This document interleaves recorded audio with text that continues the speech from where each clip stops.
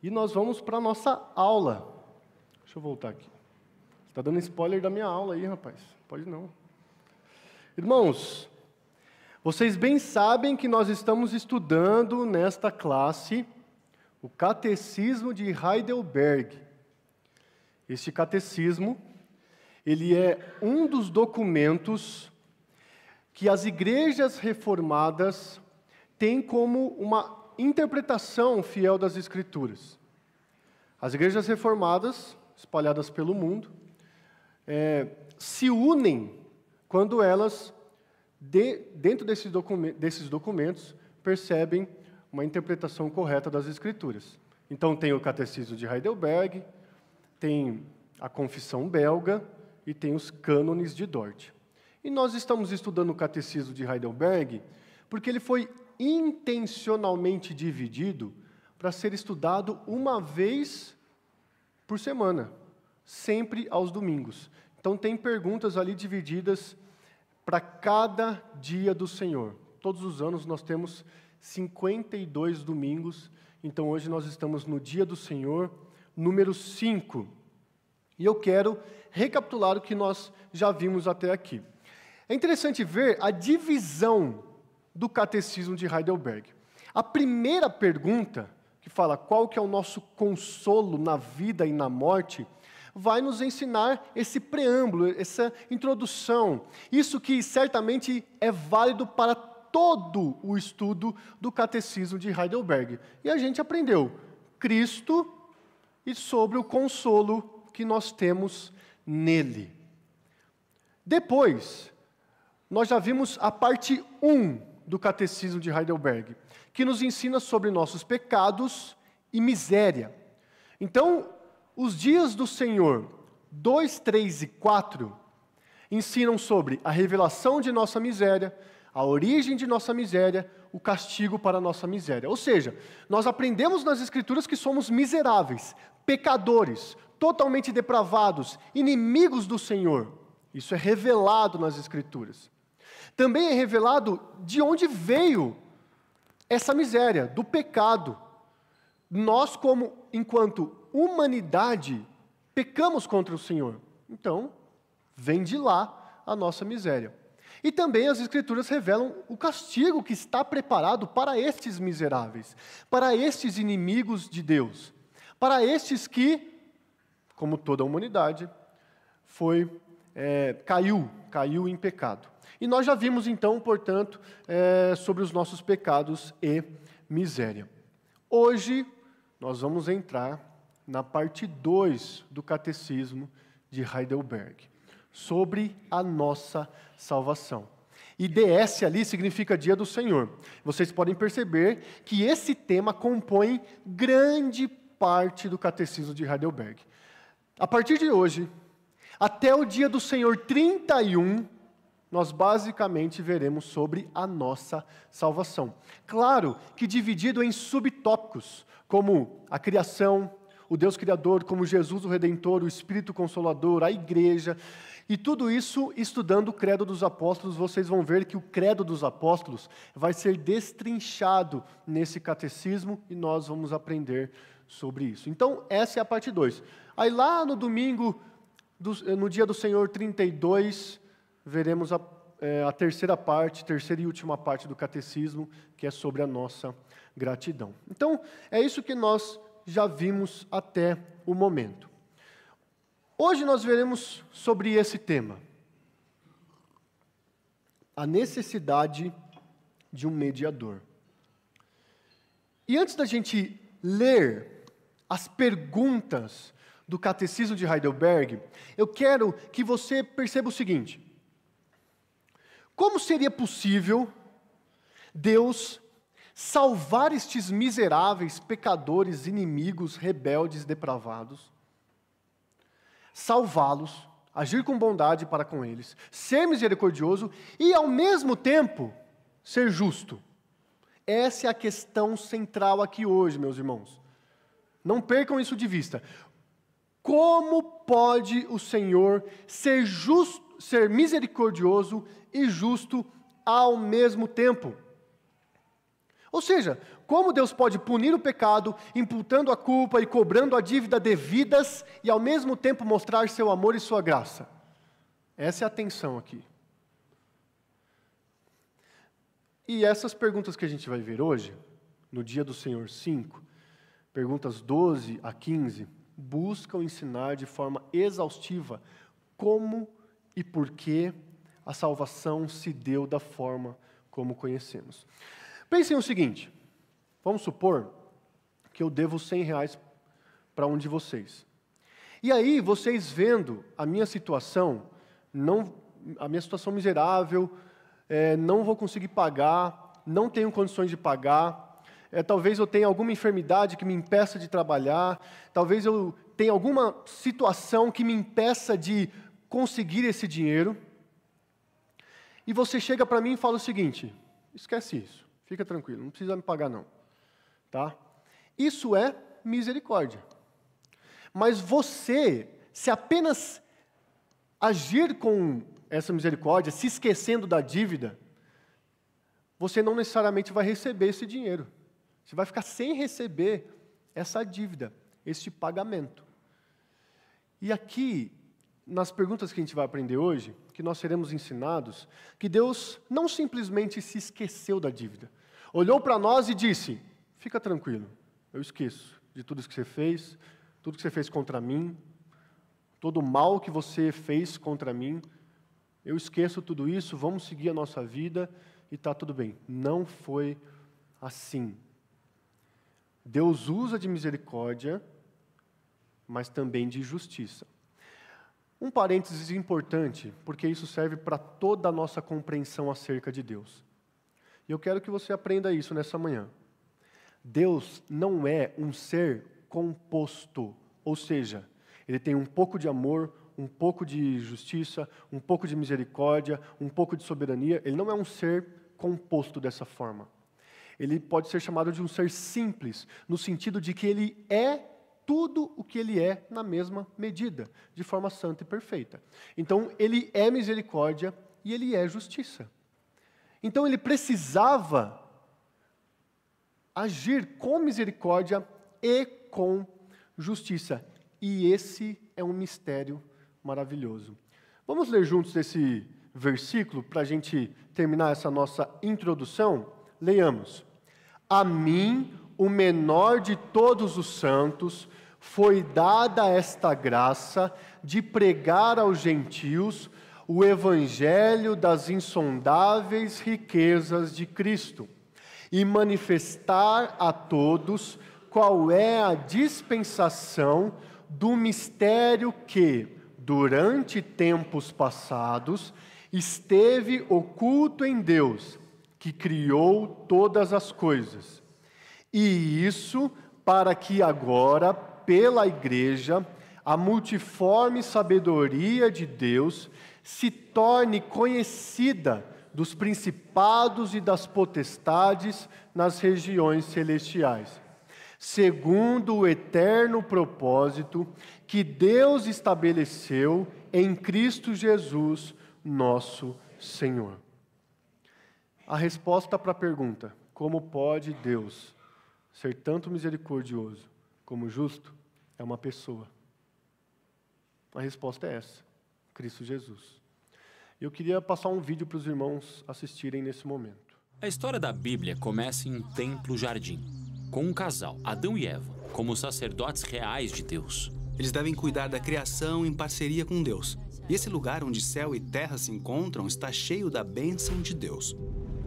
Mas Adão e Eva foram enganados por uma criatura e foram exilados da presença de Deus. Perderam sua vocação como sacerdotes. Com isso, toda a humanidade é imersa em violência. Mas Deus promete que um novo sacerdote real virá para se oferecer em sacrifício e levá-los de volta à bênção do Éden. Mais tarde, encontramos um outro casal, Abraão e Sara. Deus promete que, por meio de sua família, o sacerdote real virá para restaurar a bênção do Éden, não só para eles, mas para todas as nações. Então, é essa família que dá origem ao povo de Israel. Eles acabam indo para o Egito e se tornam escravos sob o violento governo do rei deles, o faraó. Então Deus escolhe Moisés para representá-lo diante do faraó. e ser um mediador em favor de Israel. Moisés confronta o faraó e liberta Israel da escravidão, levando-os pelo deserto até chegarem ao Monte Sinai. Ali, Deus aparece a todos os israelitas e os convida a se tornarem um reino de sacerdotes. Então ele está convidando a todos para serem sacerdotes como Adão e Eva no Éden. Certo, mas eles ficam com medo de Deus e não se aproximam de sua presença. Então Moisés sobe sozinho ao topo do monte. E lá Moisés recebe os famosos 10 mandamentos, sendo os 2 primeiros: adore somente Yahweh e não faça estátuas de ídolos. E Moisés vê coisas muito incríveis lá em cima. Ele vê o templo celestial de Deus e também uma planta dele, chamada de O Modelo.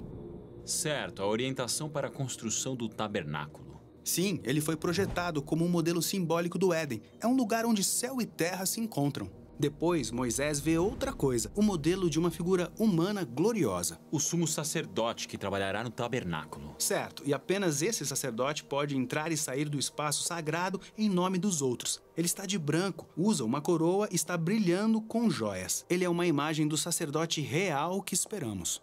Mas o homem chamado a ser primeiro sumo sacerdote de Israel é o irmão de Moisés, chamado Arão. Enquanto Moisés vê tudo isso, no pé da montanha, Arão está desviando o povo, fazendo uma imagem idólatra de Deus.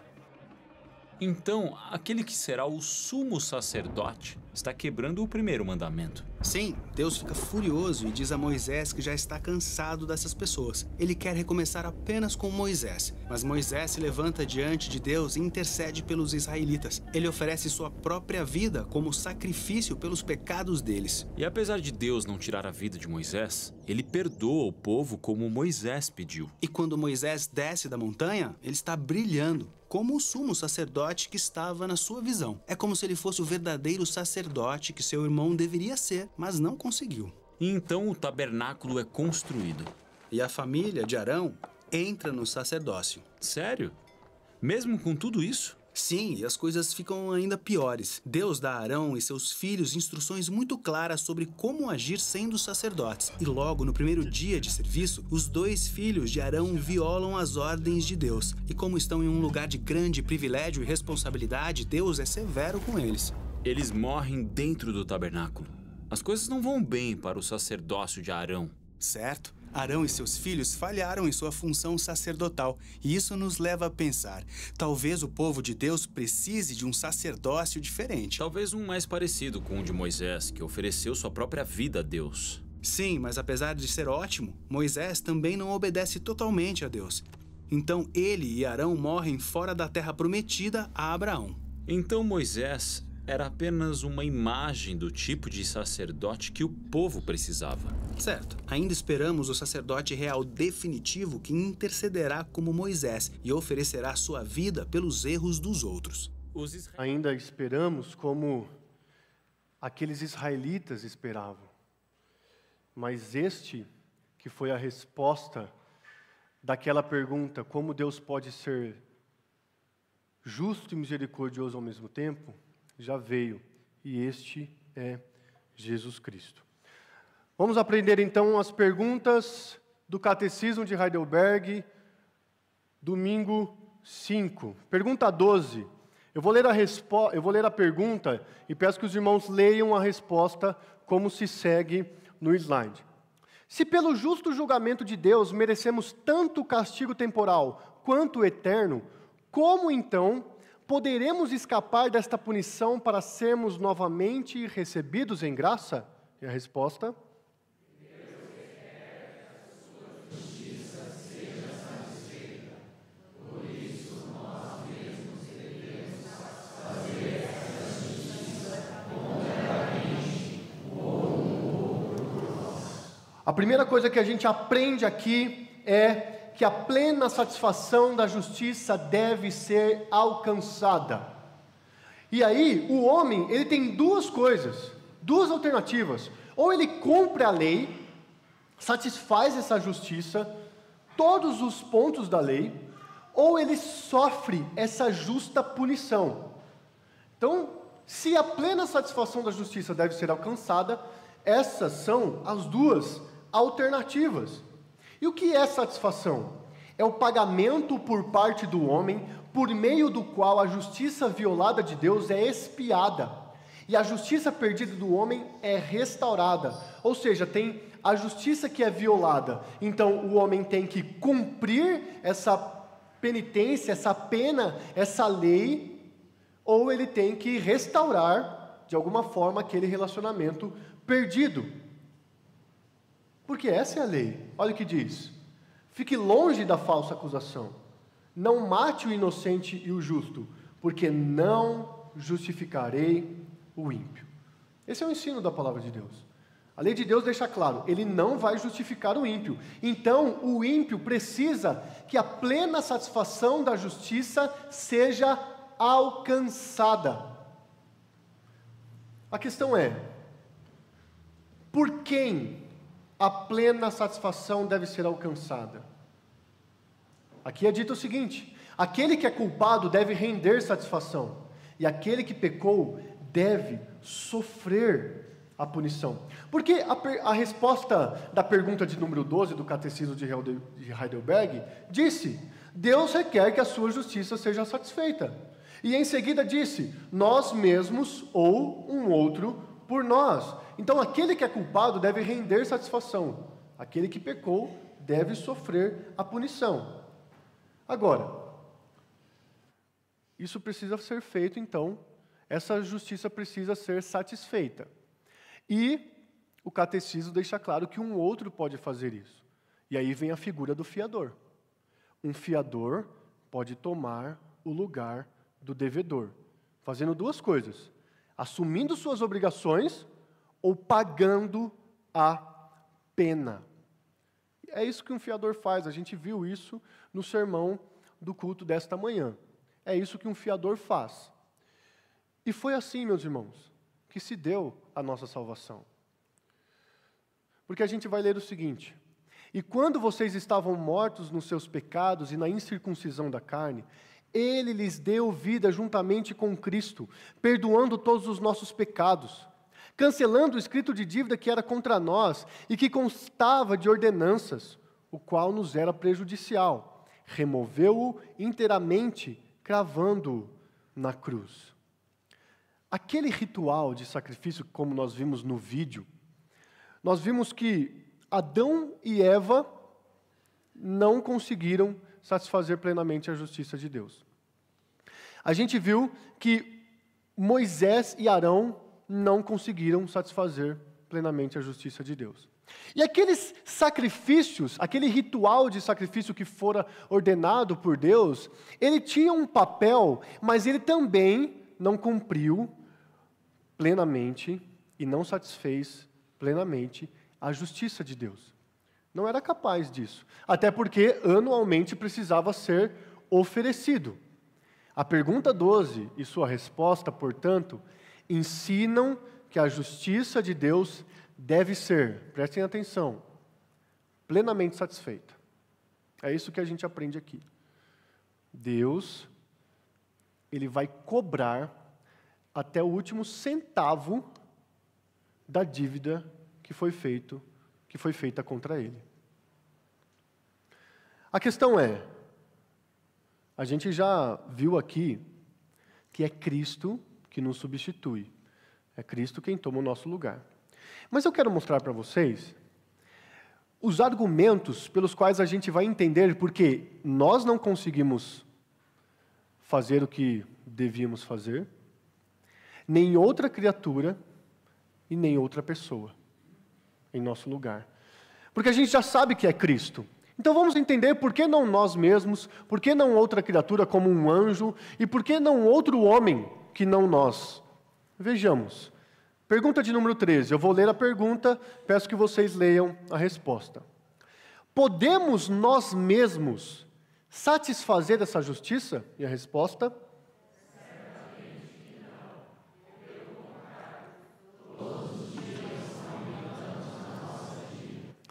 Então, essa é a primeira coisa. Isso é um ensinamento precioso. Porque, beleza, nós já sabemos que é Cristo quem nos substituiu, mas algo mais precisa ficar claro na nossa mente. Nós não temos qualquer capacidade de fazer aquilo que nós deveríamos fazer, de pagar qualquer dívida diante de Deus. Perceba, em nenhum aspecto o pagamento, a satisfação pode ser feito por nós mesmos. Primeiro, o homem perdeu toda capacidade para o bem. Olha o que está escrito em Romanos 8:7. Porque a inclinação da carne é inimizade contra Deus, pois não está sujeita à lei de Deus, nem mesmo pode estar. Então, o primeiro argumento, porque nós não podemos satisfazer a justiça de Deus. Porque tudo aquilo que a gente faz é inimizade contra Deus. A gente nasce assim. A gente nasce inimigo de Deus. Portanto, é mentirosa a doutrina da Congregação Cristã do Brasil, que diz que até os 12 anos não se tem pecado. Nós nascemos assim. E a nossa carne é inimiga de Deus.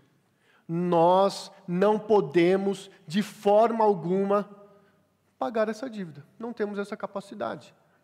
A inclinação da carne é inimizade contra Deus. E a gente vai ler em outros versículos de Romanos que a gente já nasce com essa inclinação, com essa inimizade contra Deus. Esse é o primeiro argumento pelo qual nós podemos afirmar não podemos satisfazer a justiça de Deus. Segundo, não devemos nos atentar à conduta externamente honrosa, pois Deus exige obediência perfeita. Prestem atenção no versículo que está projetado. Todos nós somos como o imundo, e todas as nossas justiças são como o trapo da imundícia. Deixa eu imaginar uma coisa com vocês aqui. Imagina que você está todo ferido, todo cheio de feridas. E essas feridas, elas provocam pus e sangue. Sai de você, pus e sangue. E aí, o que você faz então?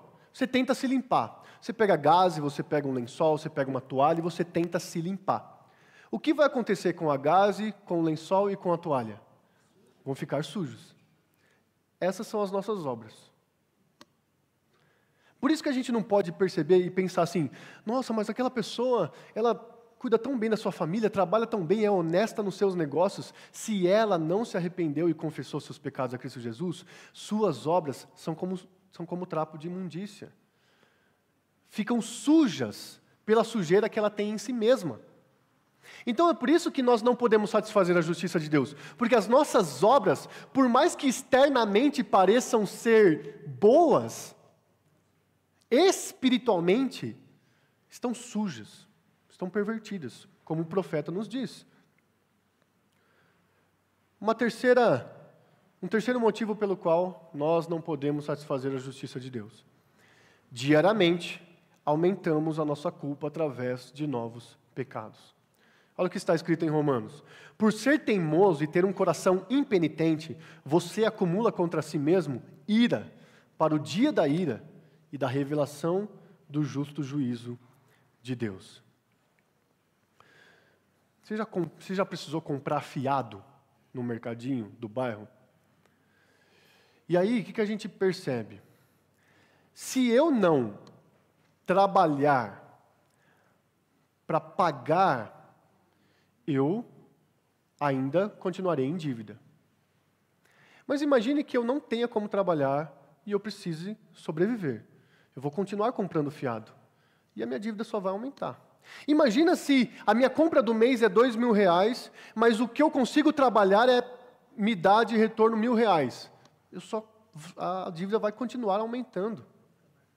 Então percebam que o fato da gente nascer já em pecado, e até o dia da nossa regeneração, que é quando o Espírito Santo nos faz nascer de novo, nós já acumulamos muitas afrontas diante de Deus.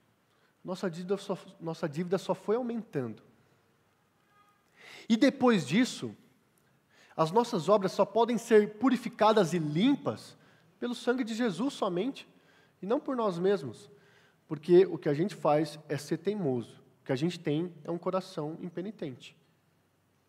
Então percebam, a gente aprendeu na pergunta de número 12, que Deus exige que sua justiça seja plenamente satisfeita. Na pergunta de número 13, a gente aprendeu que o homem não consegue satisfazer a justiça de Deus. Então vão acompanhando esse raciocínio do Catecismo de Heidelberg. Deus exige, a gente não consegue satisfazer essa exigência. Aí alguém pode pensar, mas e os anjos? Os anjos, os que continuaram com Deus, os que não caíram, não vão cair mais. Deus determinou, Deus decretou em seu decreto eterno que não haverá mais anjos caídos. Por que eles não podem nos ajudar?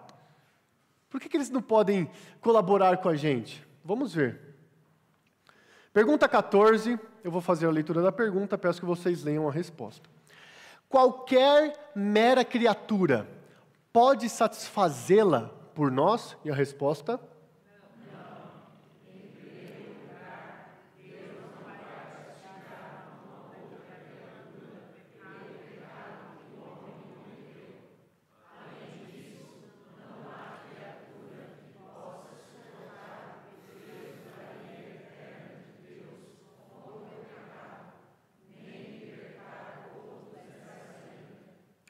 Bom, a gente já aprendeu que nós mesmos não conseguimos satisfazer a justiça de Deus. Vamos ver se alguma outra criatura pode? Não. E ali o título deveria ser: meras criaturas não podem satisfazer a justiça de Deus. E o primeiro motivo é esse: um anjo não pode receber o castigo, pois é um ser espiritual. E vejam o que está dito em Hebreus. Ele, está falando de Jesus, evidentemente não socorre anjos, mas socorre a descendência de Abraão. Os anjos caídos já estão punidos. Os anjos que estão diante de Deus são santos. E estes não pecaram contra Deus, de modo que eles não têm por que ser o alvo da redenção em Cristo Jesus. Percebam isso. O alvo, se não é um anjo, ele não pode substituir aquele ou aquilo pelo qual ele não pecou, pelo qual ele não cometeu. Porque Jesus veio não para socorrer anjos, mas para socorrer a descendência de Abraão, ou seja, não o povo judeu, mas os que creem, porque a Bíblia deixa claro que a verdadeira descendência de Abraão não são os judeus, mas sim os que têm fé em Cristo Jesus. Então perceba, um anjo não pode receber o castigo, pois ele é um ser espiritual. E o nosso pecado também, ele foi cometido na carne. E o anjo, ele não é corpo e alma, ele é um ser somente espiritual, de forma que ele não tem como fazer isso em nosso lugar. Bom, mas e se não for um anjo? E se for uma outra criatura? E se a gente matar um animal para tentar fazer com que nós sejamos espiados? Bom, alguém já teve essa ideia, né? O próprio Deus, ele decretou isso para que fosse feito como um anúncio, mas ele mesmo interrompeu isso. Olha o que está dito ali, ó. Um animal não pode dar satisfação, pois não tem uma alma imortal e não pode voluntariamente receber o castigo. Hebreus vai dizer: nesses sacrifícios ocorre recordação de pecados, todos os anos, porque é impossível que o sangue de touros e de bodes remova pecados. Perceba, de um lado nós temos os anjos, ele é um ser espiritual. De outro lado nós temos os animais, que não têm uma alma imortal. E, portanto, falta neles algo essencial para que eles possam substituir os homens. Falta neles essa união psicossomática que nós chamamos, que é a união de corpo e alma. Nós somos este ser. O ser humano é isso, é corpo e alma. Dessa forma, ele precisa de um substituto igual a ele. Por isso que nem os anjos, nem os animais podem substituir os homens. Aí a gente vai pensar, bom, Deus exige que sua justiça seja plenamente satisfeita. Eu não consigo satisfazer a justiça de Deus. Os anjos são seres espirituais, não dá para contar com eles. Os animais não têm alma imortal, não dá para contar com eles. Eles tiveram um objetivo na história do povo de Israel, mas o autor aos Hebreus deixa claro que ele não vai remover pecados. Bom, e se eu contar com algum de vocês para me ajudar? Vejam o que está escrito. Deus não punirá nenhuma outra criatura pelo pecado do indivíduo. E o texto de Ezequiel deixa isso claro. Eis que todas as pessoas são minhas, assim como a pessoa do Pai, também a pessoa do Filho é minha. A pessoa que pecar, essa morrerá. Esse versículo deixa claro que Deus faz a cobrança de forma individual. Ele não vai cobrar de você o que eu fiz. Não vai cobrar de mim o que você fez. A cobrança de Deus é de forma individual. Então não é possível que você tome o meu lugar ou que eu tome o seu lugar. Mas a gente pode ir além. Mesmo que você tivesse uma bondade gigantesca e pensasse, eu vou morrer pelo meu irmãozinho, você não suportaria. E aí a gente termina sabendo que nenhuma mera criatura pode sustentar o fardo da ira eterna de Deus. Naum vai dizer, quem pode suportar a sua indignação? E quem subsistirá diante do furor da sua ira? A sua cólera se derrama como fogo, e as rochas são por ele demolidas. Meus irmãos, vamos, portanto, entender a lógica do catecismo de Heidelberg. Ele falou sobre a nossa miséria, nas perguntas, ou melhor, nos dias 2, 3 e 4. Nos domingos 2, 3 e 4. Ele falou, nós somos miseráveis. Deus nos revela isso em sua palavra, fala de onde veio essa miséria e fala do castigo dessa miséria. Diante dessa notícia, a gente precisa entender como é que eu posso me livrar dessa miséria, como é que eu consigo a redenção. Então a gente começou a aprender sobre a nossa salvação. E a gente viu que Deus, ele exige que sua justiça seja plenamente satisfeita.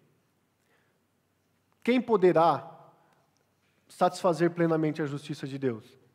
Não sou eu mesmo, não pode ser um anjo, não pode ser um animal, não pode ser uma outra pessoa. Tudo isso vai nos levando para, de fato, a pessoa de Cristo Jesus. Precisa ter alguém fora de nós, diferente de nós, mas ao mesmo tempo como nós, para tomar o nosso lugar. E é por isso que a próxima pergunta vai dizer o seguinte, eu vou ler a pergunta, peço que você leia a resposta. Que tipo de mediador e libertador temos que buscar? A resposta? Alguém que seja homem verdadeiro e justo, e mais poderoso que todas as criaturas. Isso é, alguém que seja ao mesmo tempo Deus verdadeiro.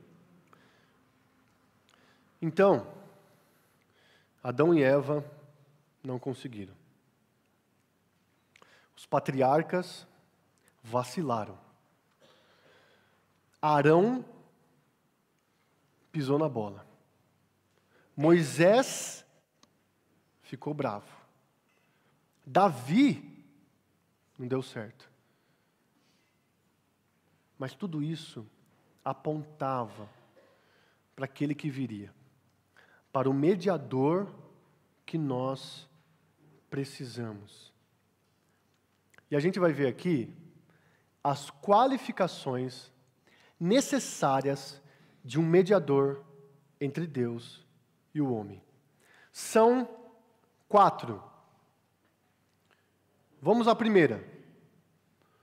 Que ele seja homem verdadeiro. E aí a gente tem o texto de Hebreus.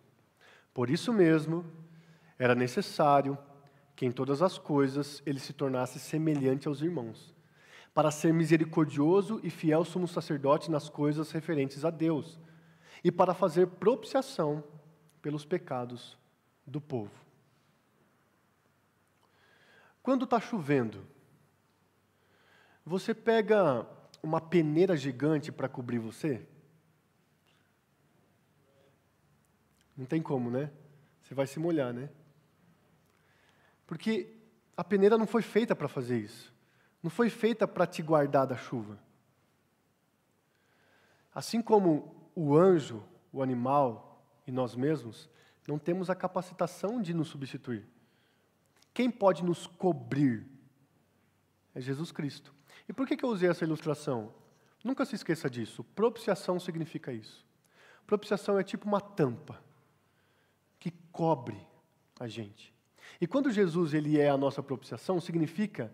Vocês já viram aquele meme do soldado que tem um rapaz deitado na cama, aí tem um soldado de braços abertos e várias espadas, aquilo, faca, né, nas costas dele?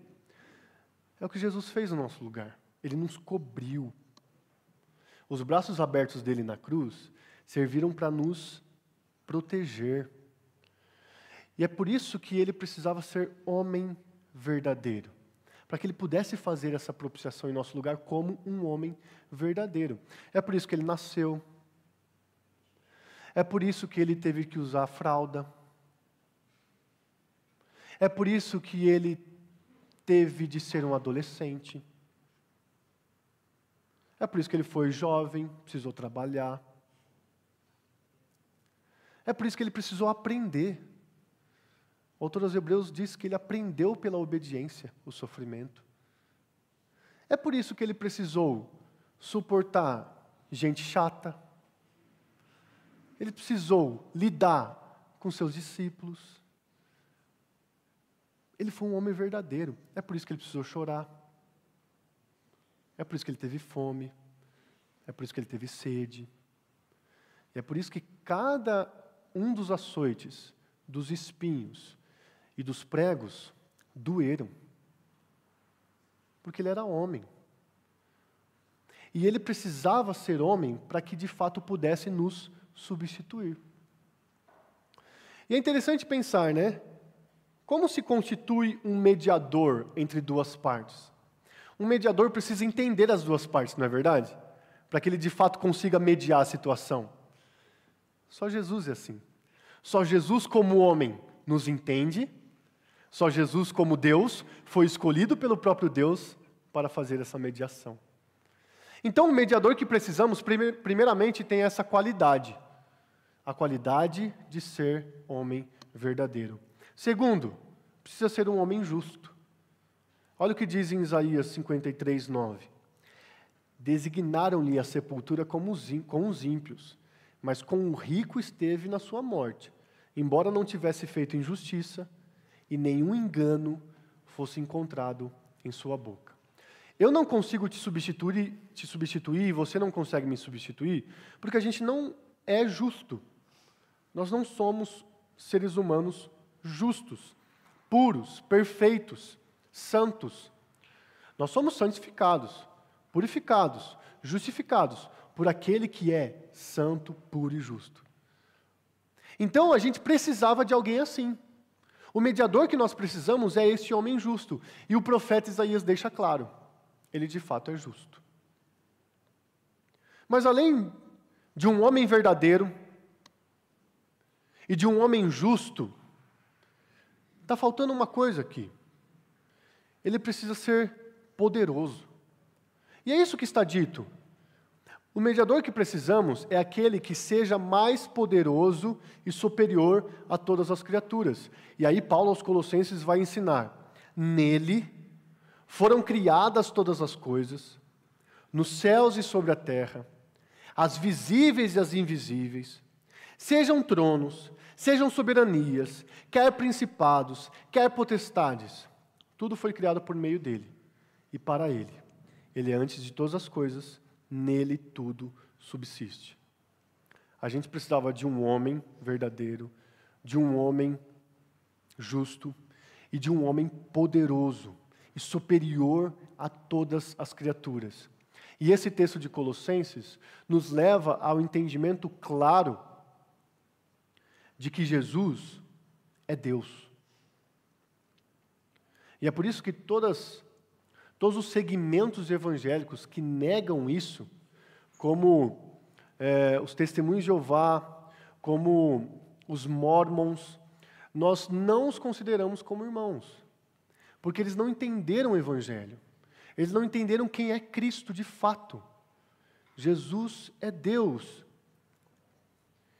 E nós lamentamos esse fato, porque eles se colocam numa posição de estarem redimidos, mas infelizmente estão cegos. Afinal, se eles não entenderam quem Cristo é, eles não entenderam o mediador do qual eles precisam. Porque ele precisa ser, ao mesmo tempo, Deus verdadeiro. E o texto de João deixa isso claro. No princípio era o Verbo, e o Verbo estava com Deus, e o Verbo era Deus. Mas é possível que você creia que Jesus é Deus, homem verdadeiro, homem justo, exaltado, santo, puro, perfeito,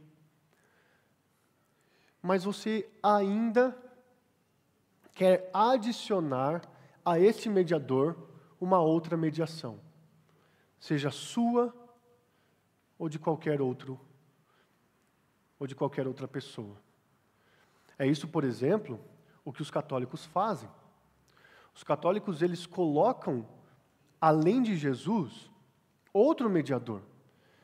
Eles vão não somente colocar Maria, como o próprio papado, onde é dito no catecismo católico que somente podem ser salvos quem estiverem submetidos a essa estrutura do papado. Agora percebam, o ensino das Escrituras nos leva para outra direção. A direção de que um homem falível não pode nos mediar diante de Deus.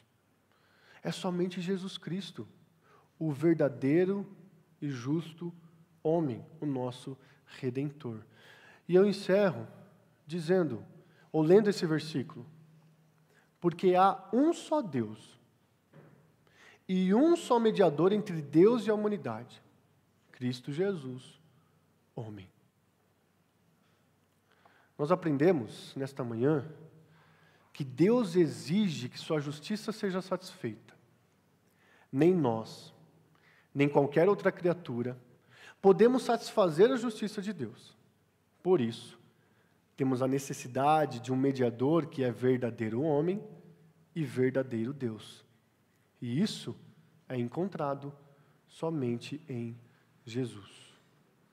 Que essa notícia de fato nos faça gratos, nos leve a uma consagração total e exclusiva ao Senhor e venhamos a repudiar qualquer doutrina que queira colocar ou dividir o lugar que pertence somente a Cristo Jesus.